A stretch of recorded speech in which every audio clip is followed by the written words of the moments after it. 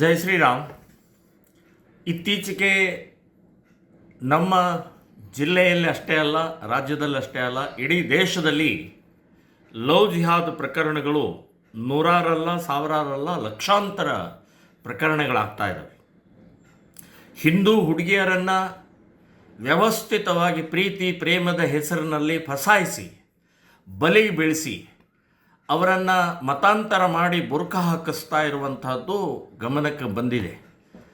So ಇದನ್ನು ನಾವು ಬಹಳ ಶ್ರೀರಾಮ್ ಸೇನೆ ಸಂಘಟನೆ ಗಂಭೀರವಾಗಿ ತಗೊಂಡು ಈಗಾಗಲೇ ಇಡೀ ರಾಜ್ಯಾದ್ಯಂತ ಹಿಂದೂ ಮಹಿಳೆಯರಿಗೆ, ಹಿಂದೂ ಕಾಲೇಜ್ ವಿದ್ಯಾರ್ಥಿನಿಯರಿಗೆ, ಹಿಂದೂ ಹೈಸ್ಕೂಲ್ ವಿದ್ಯಾರ್ಥಿನಿಯರಿಗೆ ಜಾಗೃತಿ ಮೂಡಿಸುವಂಥ ಕೆಲಸವನ್ನು ನಾವು ಮಾಡ್ತಾಯಿದ್ದೀವಿ. ಈಗಾಗಲೇ ಹೆಲ್ಪ್ಲೈನ್ ಸಹಾಯವಾಣಿ ಈ ಲವ್ ಜಿಹಾದ್ಗೋಸ್ಕರನೇ ನಾವು ಡಿಕ್ಲೇರ್ ಮಾಡಿ 2 ವರ್ಷ ಆಯಿತು. 8,000 ಕಾಲ್ಗಳು ಬಂದಿದ್ದಾವೆ.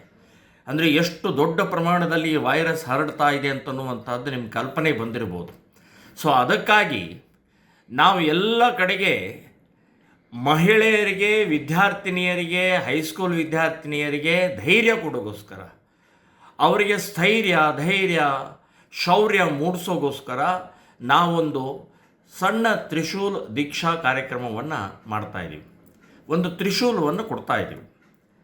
ಸೊ ಅದೇನು ಶಸ್ತ್ರ ಅಲ್ಲ, ಅವರ ಸಾಂಕೇತಿಕವಾದಂಥ ಅವರಿಗೆ ಒಂದು ಧೈರ್ಯ ಮೂಡಿಸೋಗೋಸ್ಕರ ಒಂದು ಪ್ರಕ್ರಿಯೆ ಇದು.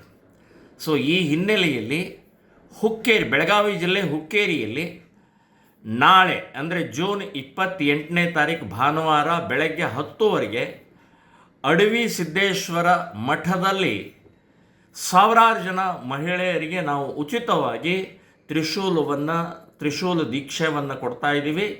ಇದಕ್ಕೆ ಡಾಕ್ಟರ್ ಬಾಳೆಕುಂದ್ರಿ ಅನ್ನುವಂಥ ಪ್ರಸಿದ್ಧ ವೈದ್ಯರು, ಬಡವಣ್ಣಾಚೆ, ಉಜ್ವಲ ಬಡವಣ್ಣಾಚೆ ಅಂತನ್ನುವಂಥವ್ರು ಬೆಳಗಾವಿನಿಂದ ಪ್ರಸಿದ್ಧ ಭಾಷಣಕಾರ್ತಿ, ಹೀಗೆ ಅನೇಕರು ಈ ಕಾರ್ಯಕ್ರಮದಲ್ಲಿ ಭಾಗವಹಿಸ್ತಾರೆ. ನಾನೂ ಭಾಗವಹಿಸ್ತಾ ಇದ್ದೀನಿ.